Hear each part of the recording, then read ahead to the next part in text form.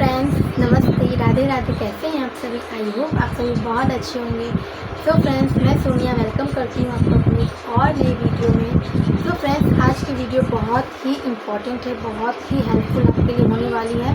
आज की वीडियो में मैं आपको बताऊँगी कि अपने होम बुटीक में कैसे हम किस तरीके से कस्टमर अपने बढ़ा सकते हैं। तो ऐसी कौन सी ट्रिक है जिसकी वजह से मैंने अपने कस्टमर बनाए हैं और मैंने अपने कस्टमर की लाइन लगाई है। तो आप मेरी इन टिप्स को फॉलो करेंगे तो आपके पास भी कस्टमर की लाइन लग जाएगी। तो इसके लिए आपको वीडियो को फुल वॉच करना होगा, तो आप मेरी वीडियो में बने रहिएगा। तो सबसे पहले मैं आपको बता दूं कि कस्टमर बनाने के लिए सबसे पहले तो आपको मैं ये बता दूं कि मेरे पास ऐसे ऐसे कस्टमर आते हैं। क्या आपके पास भी ऐसे कस्टमर आते हैं? प्लीज़ कमेंट करके बताना। तो मेरे पास एक कस्टमर आई थी। हाँ, मेरे पास एक कस्टमर आई थी, हो गए कुछ दिन, कुछ महीने हो गए हैं। तो वो पहली बार आई मेरे पास, ठीक है।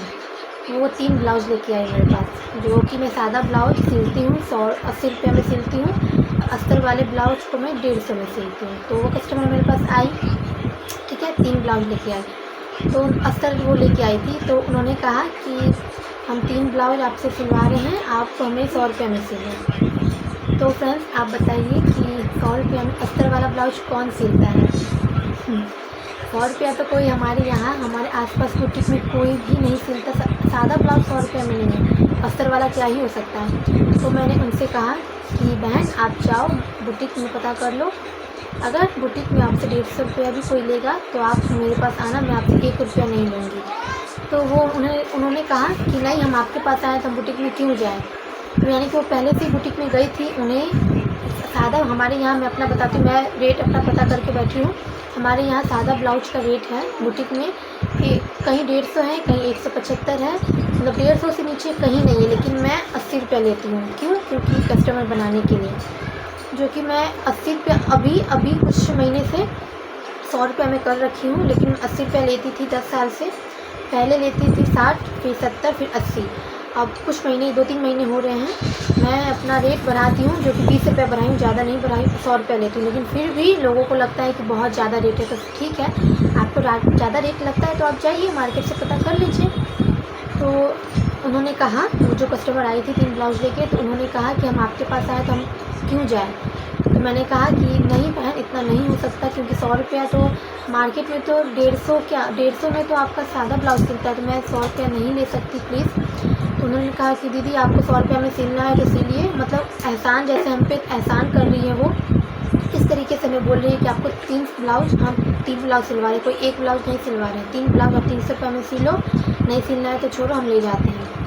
तो मुझे लगा कि चलो, अस्तर तो वो लेके आई हैं, तो मैंने कहा कि चलो, पहली बार आई है तो मैंने सोचा कि चलो सिल लेते हैं, क्योंकि चलो पहली बार आई है तो सिल लेते हैं, दोबारा से मैं उतना ही रेट लूँगी। तो मैंने उनसे कहा भी कि चलो, पहली बार आप आए हैं तो आपको मैं डिस्काउंट देती हूँ, 100 रुपया ले लेती हूँ। लेकिन सोचिए, आप कमेंट में ज़रूर बताइएगा कि अस्तर वाला मैं 100 रुपया ली, क्या ये सही था? लेकिन फिर भी मैंने अपने कस्टमर बनाने के लिए, उन्होंने कहा कि हम रेगुलर आएंगे दीदी, आप हमसे इतना रेट ले लीजिए, अगली बार से आप नेक्स्ट टाइम से जब हम आएंगे ब्लाउज लेके तो आप उसमें अपना जो रेट है वो हम दे देंगे आपको। तो मैंने कहा कि चलो ठीक है, सबकी मजबूरी समझनी चाहिए। तो मैं पता है बहुत भोली हूँ, किसी की बातों में जल्दी आ जाती हूँ। तो उन्होंने कहा कि इस बार ले लो आप, मैं अगली बार से आपको, आप जितना मांगोगी मैं उतना दूँगी। तो मैंने कहा कि चलो ठीक है, सिल लेते हैं। और उन्होंने कहा ऐसा कि 2 दिन में हमें चाहिए, यानी कि आज वो देखी गई और उन्होंने कहा कि हमें 2 दिन में चाहिए, हम 2 दिन में आएंगे, आप 2 दिन में मेरा काम करके रखना। तो मैंने कहा कि ठीक है, 2 दिन में आपको मिल जाएगा। अगर मैं चाहूँ तो आपको 1 दिन में भी दे सकती हूँ, अगर मैं चाहूँ तो 1 महीने भी लगा सकती हूँ, लेकिन आप 2 दिन में आ जाना। तो मैंने कहा कि ठीक है, हम 2 दिन में आएंगे, क्योंकि हमें 2 दिन में बाहर जाना है। तो फिर मैंने सारा काम अपना छोड़ा, फिर वो 3 ब्लाउज रेडी करने में उसी समय से लग गई। पहले मैंने अस्तर को सारे धो के रख दिए, वो सूख गए, तो उसके बाद मैंने आयरन करके कटिंग की जल्दी से। 2 दिन के अंदर मैं सारे काम अपने छोड़ के जबकि उस समय मेरी बेटी का एग्ज़ाम चल रहा था, फाइनल एग्ज़ाम। बताइए, फाइनल एग्ज़ाम में छोड़ करके वो उस ब्लाउज़ को रेडी करने में लग गई। लेकिन वो कस्टमर पता है कब आई? ठीक 13 से 14 दिन के बाद आई। सोचिए, आप सारा काम छोड़ के उन कस्टमर का काम कर रही है, लेकिन वो आई है 13 दिन के बाद। मुझे तो अंदर से इतना गुस्सा आया। अगर आपके साथ भी ऐसा होता है तो प्लीज़ कमेंट में बताइएगा। तो मेरे साथ तो ऐसा हुआ है और नहीं है। तो मेरे साथ तो ऐसा हुआ है, अगर आपके साथ हुआ है तो प्लीज़ कमेंट में बताइएगा। तो वो आई 13 दिन के बाद, तो मैंने कहा उनसे कि आप 2 दिन के बाद कहीं जाने वाली थी, क्या आप नहीं गई? तो उन्होंने कहा कि नहीं, कैंसिल हो गया, इसीलिए हम आए हैं इतने दिन। तो मैंने कहा कि आप पहले बोल देती ना कि हम 10 दिन के बाद आएंगे, तो मैं आराम से आपका कपड़ा सिलती। एक तो मेरे कितने सारे नुकसान हो गए बताइए। मैं अपने बच्चे की पढ़ाई छोड़ के उस 3 ब्लाउज रेडी करने में लगे, क्योंकि हम होम बुटीक है, हम होम बुटीक किए हुए हैं और हमें सारे काम देखने पड़ते हैं, घर के भी काम देखने होते हैं, बच्चों को भी देखना होता है, और प्लस उस समय पता है मैं दूध भी चढ़ाई हुई थी। मेरा 1 लीटर दूध बर्बाद हो गया, मुझे अभी तक याद है। 1 लीटर में दूध चढ़ाई थी। अब मैं मतलब सिलाई का इतना टेंशन हो जाता है, जब पहले वाला भी सिलाई रहता है, ऊपर से जो आ जाता है अर्जेंट में कि हमें 1 दिन में चाहिए, 2 दिन में चाहिए, तो फिर उनको भी मना करने में नहीं बनता। तो मैं उस काम में लग गई थी। और हमारे यहाँ 50 रुपये लीटर दूध है, तो सोचिए 50 रुपये का मेरा नुकसान हुआ। कितना नुकसान हो गया चलिए मैं आपको बताती हूँ, ठीक है। पहले तो 1 लीटर दूध नुकसान हुआ, जल के पूरा बर्तन कोयला हो गया था, एक नुकसान। दूसरा नुकसान कि हमारी गैस की बर्बादी हुई। और तीसरा कि जब बर्तन जल गई थी तो उसे छुड़ाने में मेरा हाथ दर्द होने लगा पूरा। तो हमारा कितना नुकसान हो गया उस ब्लाउज के चलते, वो भी 100 रुपये के ब्लाउज के चलते। क्या मैंने सही किया? मैंने ये कपड़ा लेके सही किया कि गलत किया? आप प्लीज़ कमेंट में बताइएगा। मुझे तो अभी लग रहा है कि मैं बेकार उनका कपड़ा ली थी, और टाइम पे वो आई भी नहीं, टाइम दे करके टाइम पे भी नहीं। मतलब ज़बान की भी एक वैल्यू होती है, और मुझे ऐसा लगता है कि अगर मैंने किसी को ज़बान दे दी है नहीं है, और मुझे ऐसा लगता है कि मैंने अगर किसी को ज़बान दे दिया कि हम 1 दिन में आपको दे देंगे, 2 दिन में दे देंगे, तो मैं उस काम को उस टाइम से पहले ही रेडी करने का सोचती हूँ, क्योंकि मैं चाहती हूँ कि कस्टमर वापस ना जाए, और कस्टमर के आने से पहले मैं रेडी कर दूँ, ताकि कस्टमर आए तो कपड़े लेकर के जाए और पैसे भी मुझे मिल जाए। तो देखिए, एक पैसे के लिए हम 2 पैसे हम कमाने के लिए इतना मेहनत करते हैं, प्लस अब कस्टमर ऐसे करती हैं तो अच्छा नहीं लगता। फिर वो कस्टमर आई 13 दिन के बाद, 300 रुपये थी उस 3 ब्लाउज का, अस्तर वाला ब्लाउज का 300 रुपये दिए, चली गई। तो मैंने कहा कि चलो पहली बार है तो मतलब कुछ गम खा के भी कुछ करना पड़ता है। तो फिर वो आई, फिर 2 महीने बाद फिर आई वो कपड़े लेकर के, ठीक है। दो ब्लाउज और 1 सूट लेके आई थी, ठीक है। तो वो दो ब्लाउज लेके आए, तो उन्होंने कहा कि आप सिल दो। अर्जेंट में थी वो, मतलब कहीं जा रही थी, हड़बड़ में थी, तो उन्होंने कहा कपड़े दिए, नापी दिए। उन्होंने कहा कि हम जा रहे हैं बाज़ार, आप ये कपड़े सिल के ना आराम से देना। उन्होंने कहा कि उस समय कहा कि आराम से देना, कोई हड़बड़ी नहीं है। तो मैंने कहा कि ठीक है। तो रेट का तो मैंने पहले ही बोल दिया था कि पिछले बार आप आओगी, अब अगली बार जब आओगी तो हम उतना रेट नहीं लेंगे। पहली बार था तो हम ले लिए, लेकिन अगली बार से हम आपसे 150 रुपये के हिसाब से ही लेंगे। तो उन्होंने कहा कि ठीक है, आप सिल के रख देना, हम आएंगे तो ले लेंगे। फिर वो आई तो बोली तो आराम से सिलने, तो वो आई 10-15 दिन के। उन्होंने कहा कि आराम से आप सिलना, 10 दिन पे हम आएंगे, 10-12 दिन में आराम से सिलना।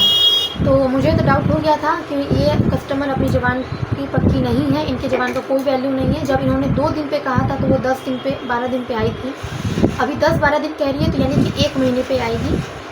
तो मैं आराम से उनका कपड़ा सिली, और सही और आराम से मैं सिली हूँ, पूरा आराम से सिली हूँ। और वो ठीक 1 महीने के बाद आई। फ्रेंड्स, स्क्रीन की जो लाइट है वो ऑफ हो जा रही है बार बार। मेरे मोबाइल में बहुत प्रॉब्लम हो रहा है, स्टोरेज भी बहुत जल्दी फुल हो जा रहा है। तो पहले की वीडियो डिलीट करनी पड़ रही है, नेक्स्ट वीडियो मतलब शूट करने के लिए पहली वाली वीडियो डिलीट करनी पड़ रही है, तो बहुत प्रॉब्लम हो रही है। फ्रेंड्स, प्लीज़ वीडियो को लाइक कर दीजिएगा। तो हाँ, तो वो ठीक वो कस्टमर सुनते जाइएगा, वीडियो में कंटिन्यू बने रहिएगा, उस कस्टमर ने मेरे साथ क्या किया, ठीक है। तो वो कस्टमर 1 महीने के बाद आई, ठीक है। और पैसे मुझे वही रेट दे रही है जो पहला रेट दी थी, पहली बार जो सिलवाई थी 100 रुपये, वही रेट दे रही है। तो मैंने उनसे कहा कि आप मुझसे पहली बार सिलवाई थी, बहुत झंझट हो गया था फ्रेंड्स। तो मैंने उनसे कहा कि आप उनसे पहली बार सिलवाई, तो हमने कहा कि चलो ठीक है, पहली बार सिलवा रहे हैं तो कुछ डिस्काउंट दे देते हैं, लेकिन आप बार बार उतना ही रेट पे सिलवाएंगे तो फिर हम कैसे सिल पाएंगे। हम 150 रुपये से 1 रुपये कम नहीं लेंगे प्लीज़, क्योंकि देखिए हम गिर के हम काम क्यों ही करें। फ्रेंड्स, आप समझ सकती हैं, अगर आपके होम बुटीक होंगे या बुटीक होंगे तो आप समझ सकती हैं कि हम अपना काम कर रहे हैं, बिजनेस कर रहे हैं, तो हम गिर के क्यों करें, क्योंकि हम भी मेहनत करते हैं। ऐसा तो नहीं कि मतलब उन लोग समझते हैं कि बुटीक वाले जो रोड साइड बुटीक होते हैं वो ज़्यादा मेहनत करते हैं, हम नहीं करते। कि हम कोई रोबोट है, हमने कोई रोबोट लगा रखे है क्या घर में कि अपने आप वो सिलाई हो। तो फ्रेंड्स, बच्चे आ गए थे। तो हाँ, हमने कोई रोबोट लगा रखा है क्या? वो अपने आप मतलब कपड़े अपने आप कटिंग हो जाते हैं, अस्तर रहते हैं तो अस्तर अपने आप धुल जाते हैं, आयरन अपने आप हो जाते हैं, कटिंग भी हो जाते हैं अपने आप, सिलाई भी हो जाते हैं। मतलब हमें हमारे कोई मेहनत नहीं है। मतलब वो लोग हमें रद्दी के भाव समझते हैं, क्यों? क्योंकि हम घर पे सिलाई करते हैं। तो मतलब हमें कुछ इम्पोर्टेंस नहीं मिल देते हैं वो। और रोड साइड पे बुटीक जो है वो जितना रेट बोलेंगे, 400 रुपया बोलेंगे तो उन्हें 400 रुपया देना होता है। कहीं बार्गेनिंग नहीं करते हैं वो। लेकिन जब हम घर में सिलते हैं तो उन्हें लगता है कि हम फालतू के बैठे रहते हैं और फालतू में मतलब हम मतलब बहुत कुछ मेहनत नहीं लगता, हम ना कुछ भी नहीं करते हैं, ऐसे ही हमारी सिलाई हो जाती है।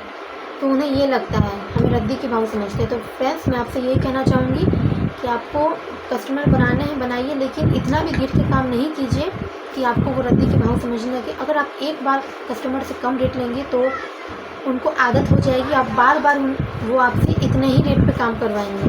तो मेरे साथ ऐसा हुआ, तो मैं नहीं चाहती हूँ कि आपके साथ भी ऐसा हो। तो वो बहुत कस्टमर चिक चिक करने लगी। तो ऐसे कस्टमरों से कस्टमर ना आए तो ही ठीक है, क्योंकि बहुत चिक चिक करने लगी और वो नहीं दे रही थी पैसा।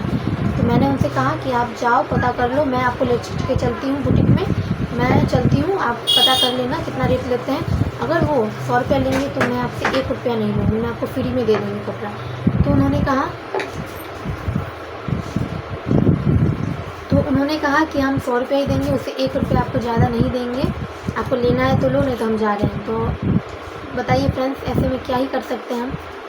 तो ऐसे कस्टमर आ जाते हैं फ्रेंड्स कि सिर का मतलब माथा का दही होने लगता है। तो वो कस्टमर आई तो मतलब मैंने उनसे जबकि पहली बार बोल दिया था कि मैं अब इस बार ले रही हूँ, लेकिन पिछली बार से अब मैं नहीं लूँगी। तो उन्होंने कहा कि ठीक है। मतलब वो अपनी सही में ज़बान की वैल्यू की अपनी मतलब ज़बान की उनकी पक्की नहीं है। तो उन्होंने कहा कि आप सिल दो, आप जितना रेट बोलोगी हम नेक्स्ट टाइम से उतना देंगे। लेकिन वो कस्टमर आई, फिर वो चिक चिक करने लगी। तो ऐसे कस्टमरों से सावधान रहिए, सतर्क रहिए। तो मेरे पास ऐसे कस्टमर बहुत बार आए हैं, बहुत बार रखे गए हैं। तो इसीलिए मेरे पास उनको मतलब रेट की शिकायत आती है, जबकि मैं पूरे मार्केट में हमारे यहाँ जितने भी आसपास में हैं उनसे मैं बहुत रेट कम लेती हूँ। जब और 150 लगता है कि 50 कम से ले, क्यों? क्योंकि हम घर पे सिलाई कर रहे हैं। मतलब हमारे क्या, हम फ्री में बैठे रहते हैं, फ्री में बैठ के सिलाई करते हैं, अपने आप हमारी कटिंग हो जाती है। हमारे धागा नहीं, उन्हें लगता है कि 5 रुपये का तो धागा आता है, 5 रुपये में आप सिलाई कर लेते हैं, 5 रुपये में सिलाई करते हैं। लेकिन हम मशीन पे इतने घंटों बैठे रहते हैं। डिजाइनर ब्लाउज बनाने में सोचे कितना टाइम लगता है, हम घंटे बैठे रहते हैं, हमारे पीठ पे कमर में दर्द होने लगते हैं। लेकिन फिर भी उन्हें नहीं लगता, हमारी मेहनत की कोई वैल्यू नहीं होगी उनके पास। उन्हें लगता है कि बुटीक वाले ज़्यादा मेहनत करते हैं, उन्हें किराया देना पड़ता है, उन्हें बिजली बिल देना पड़ता है, उन्हें स्टाफ को देना पड़ता है, वो दिन दिन भर वहाँ रहते हैं। तो वो दिन भर रहते, तो हम भी तो अपना सिलाई करते हैं दिन भर, हमें नहीं किराया देना, हमें किराया नहीं देना पड़ता है, चलिए मानते हैं। लेकिन हमें बिजली बिल तो देनी पड़ती है, लाइट्स वगैरह ऑन करके ही हम सिलाई करते हैं। अंधेरे में तो सिलाई नहीं करते हैं, बिना पंखा के बिना कूलर के तो हम सिलाई नहीं करते हैं, हमें गर्मी नहीं लगती। हम भी तो पंखे के नीचे आयरन करते हैं कपड़े को, उसमें भी तो बिजली लगती है। बताइए, आपको कपड़ा भी फिनिशिंग चाहिए, लेकिन आप रेट देने में इतनी कंजूसी करेंगे तो कैसे होगा। तो यही कारण है कितने लोगों के बोलते हैं जो हमारे कस्टमर नहीं बनते हैं। तो इस वजह से भी बहुत कारण है, पैसे की वजह से नहीं बनते कस्टमर। तो उनको लगता है कि जो होम बुटीक है वो कम रेट में हमारे सिल के रेडी कर दें। मतलब चलिए मार्केट से हम 50 रुपये कम लेंगे, लेकिन हम 100-200 रुपये इतना कम लेंगे हम, और मैं 100 रुपया लेकिन वो कस्टमर मुझे 100 रुपये ही देके गए। लेकिन आज मैं कान पकड़ रही थी कि मैं आपका कपड़ा अब नहीं सिलूँगी। मैंने उनसे कह दिया कि आप इतना चिक चिक करती हैं, मैं आपका कपड़ा मुझे माफ़ कीजिएगा। मैंने अच्छे से कहा उनसे, कोई झगड़ा नहीं किया, वो झगड़ा कर रही थी बल्कि कि मैं आपको 100 रुपये ही दूँगी, आपको लेना है तो नीचे। वो रख के कपड़े ली और चली गई। मतलब बताइए, और मैं मुँह देखते रह गई उनका। मुझे इतना बुरा लगा, इतना रोना आया था मुझे उससे कि कैसे कस्टमर है। मतलब ऐसे कस्टमर आए तो इससे अच्छा है कि कस्टमर ना ही आए। मतलब हम इतना मेहनत करते हैं, इतना टाइम हमें लगता है सिलने में। और फ़ोन करके वो कह भी रही थी, 1 महीने पे आई है तो कह रही थी कि बाजू में ये डिज़ाइन दे दीजिएगा, बैक में ये डिज़ाइन दे दीजिएगा। तो डिज़ाइन भी दिए प्लस पैसा भी मुझे दे के नहीं गए। वो कस्टमर मुझे आज भी याद है। लेकिन इसीलिए मैं कह रही हूँ कि ऐसे कस्टमर से आप सावधान रहिए। पहले डिटेल में आप पैसे की, जब कस्टमर आपके नए कस्टमर आ रहे हैं तो उनसे आप देखिए, पुराने कस्टमर होते हैं तो उन्हें तो पता है आपका रेट, तो वो 10 डिज़ाइन देंगे तो उन्हें पता है कि डिज़ाइन की आप एक्स्ट्रा चार्ज लेती है। लेकिन जो नए कस्टमर आते हैं उनसे आप क्लियर उसी समय हो जाइए कि हम आपसे इतना रेट लेंगे। तो फ्रेंड्स वीडियो थोड़ी लंबी हो जाएगी, आप मैनेज कीजिएगा क्योंकि ये बहुत इन्फॉर्मेटिव वीडियो है, तो प्लीज़ थोड़ा मैनेज कीजिएगा, आपके बहुत काम आने वाली है ये वीडियो। तो मैं अपनी स्टोरी बता रही हूँ कि मेरे साथ ऐसा क्या क्या हुआ था। तो कस्टमर देखिए, आपको बनाने हैं कस्टमर, तो आपको कस्टमर के हिसाब से ही चलने होंगे, तभी आपके कस्टमर बनेंगे, नहीं तो आपके कस्टमर नहीं बनने वाले हैं। तो मेरे कस्टमर नहीं है, यही कारण है कि मेरा जो रेट है, मतलब मार्केट में मैं सबसे कम रेट लेती हूँ, लेकिन फिर भी कस्टमर नहीं आते। उन्हें लगता है कि हम फोकट के सिल रहे हैं। हाँ, हम फोकट के सिल रहे हैं तो हम पैसे उनसे नहीं लें, फ्री में कर दें। और जबकि वो ब्लाउज़ लेके आती है तो 1-2 काम अल्टरेशन के भी लेके आती है कि बहन ये फट गया है, भाभी ये फट गया, सिलाई कर दो। तो हम वो सिलाई करेंगे, हमारी मेहनत नहीं लगेगी उसमें। हम अपने बच्चों को छोड़ के, काम छोड़ के अपने हम सिलाई करते हैं, हमारी आँख नहीं लगती है, हमारी पीठ में, कमर में दर्द नहीं होते हैं। जब हमारी तबीयत ख़राब होती है, मेरे कितने दिन से कमर में दर्द हो रही है, मैं डॉक्टर को दिखाने गई, दवाई दी है, तो उसमें पैसा नहीं लगता है। मशीन जब ख़राब होती है, सुई टूटते हैं, मोटे मोटे कपड़े जो रहते हैं सुई टूटते हैं, क्या उसमें पैसा नहीं लगता?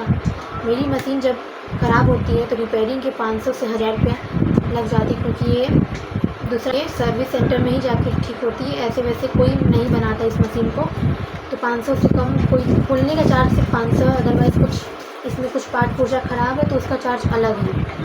तो बताइए ये सब हम कहाँ जोड़ेंगे? धागा, भले धागा 5 रुपये का धागा आता है, लेकिन हमारी मेहनत नहीं लगती है। बच्चों को छोड़ के हम करते हैं, घर का काम देखते हुए करते हैं, लेकिन बुटीक वाले तो पूरे दिन वहीं पे रहते हैं, उनको कुछ भी नहीं करना रहता है।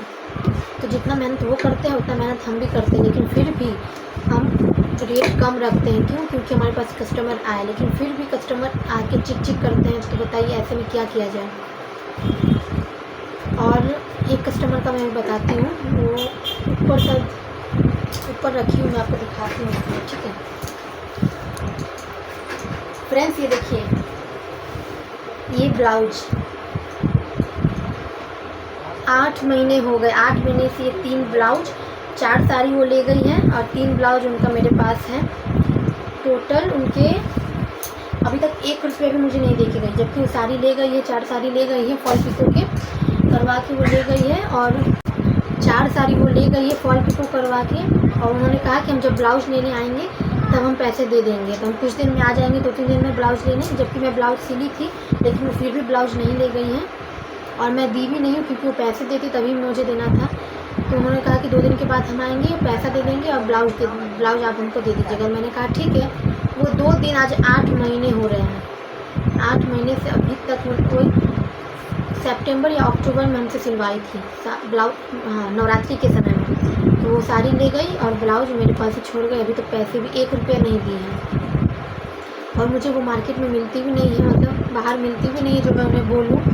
और देखिए रोड में टोकना भी अच्छा नहीं लगता, और मिलती भी नहीं है वो आएंगी, पता नहीं कब आएंगी, क्योंकि 8 महीने तो हो गए हैं, अभी तक नहीं आई है।